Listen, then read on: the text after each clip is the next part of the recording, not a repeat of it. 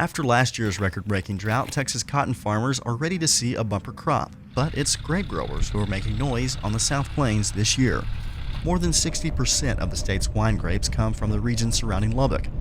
Farmers there are hauling in grapes of all varieties and say the dry conditions are helping to make 2012 one of the best years they've seen. The West Texas, basically the South Plains, we have a good weather situation. The soils, dry climate helps growing grapes. And that's one reason we probably are growing more grapes now than ever before. Reddy started with one Cabernet Sauvignon variety 15 years ago. Now he manages more than 20 varieties of both red and white wine grapes. Reddy is a soil scientist and native of India, but he's also a veteran of South Plains farming and has more than 30 years' experience in the field. Before experimenting with wine grapes, he farmed cotton and peanuts. He still holds some ground for the traditional crops, but is slowly converting acreage to grapes and is one of the largest growers in Texas. It's a really good crop compared to last year. With the drought, last year we had like less than 40% of the normal year crop. This year looks near normal.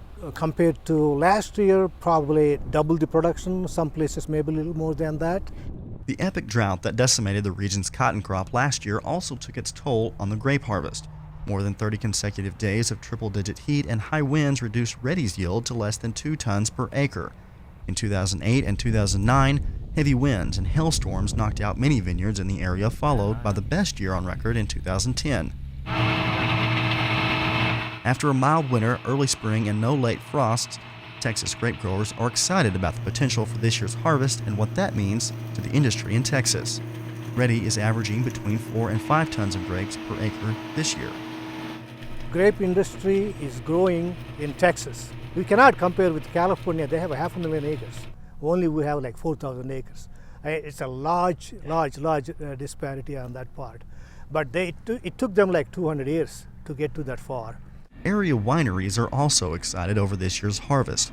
Catherine Bodenstedt owns Caprock Winery, one of the state's largest, in Lubbock, and is pleased with the quality of grapes coming in for processing. This has been a really good year.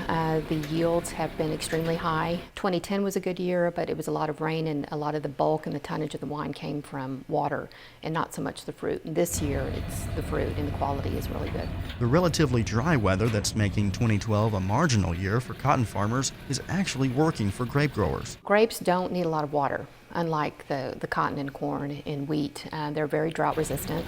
The more stressed the grape is, the better. Over the last decade, High Plains growers have experimented with new varieties to meet a growing demand for distinct Texas wines. Now, more than 70 varieties can be found in the region.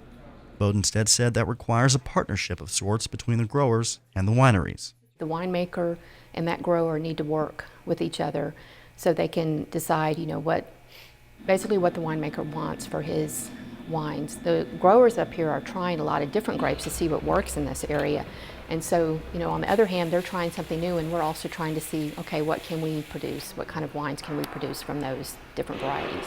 The Texas grape industry has grown to nearly 4,000 acres of vineyards and 280 commercial grape growers. That accounts for an annual contribution to the state's economy of over $1.3 billion. The Texas wine industry ranks 5th in the nation. For TFB News, Nathan Smith, Brownfield.